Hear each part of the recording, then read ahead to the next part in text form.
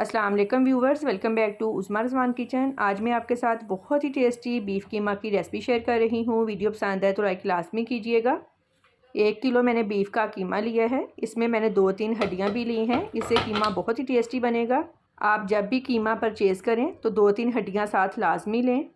2 medium size के प्याज लिए हैं, 1.5 टेबल स्पून लहसुन अदरक पेस्ट, 1 बड़े साइज़ का टमाटर, नमक 1/2 टेबल स्पून, लाल मिर्च powder 1 teaspoon, crush chilli 1/2 teaspoon, कुटी काली मिर्च 1/2 टीस्पून, हल्दी पाउडर 1/4 टीस्पून, खुश्क धनिया पाउडर 1/2 टेबल स्पून।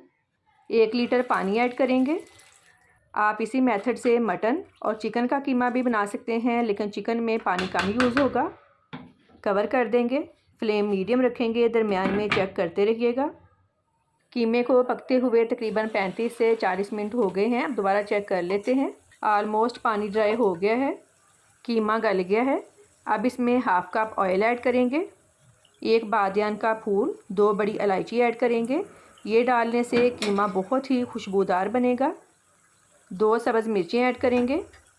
कीमे की अच्छी तरह से भुनाई करनी है। कीमे की भुनाई हो रही है। 1/3 कप दही ऐड करेंगे। अब तब तक इसकी भुनाई करनी है जब तक दही का पानी ड्राई ना हो जाए और ऑयल ऊपर ना आ जाए।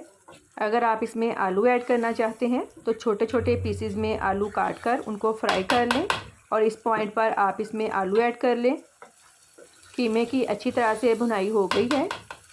अब आखिर में इसमें कुटा हुआ ज़ीरा 1 टीस्पून, गरम मसाला पाउडर 1 टीस्पून, फ्रेश धनिया ऐड करेंगे।